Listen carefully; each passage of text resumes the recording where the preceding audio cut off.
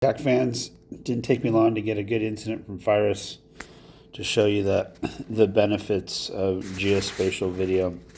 So I saw Virus flying earlier, curious what they were going to, and I heard they had a train derailment up in the Mojave Desert.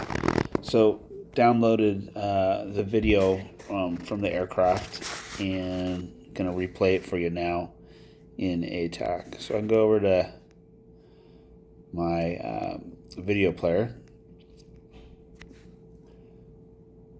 and I'll just search for it. I believe it was titled Mojave train derailment. We'll get this played. Center the map on the video, or the video on the map. Now you can see exactly, we got the aircraft looking right at the train track. Now if I wanted to mark that, I can just click on the SPI, drop a marker. So now I've got a location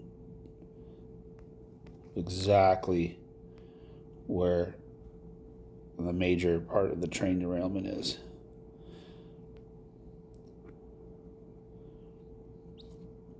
So I hope this is helpful in explaining or just showing off all the useful stuff you can do with geospatial video in ATAC.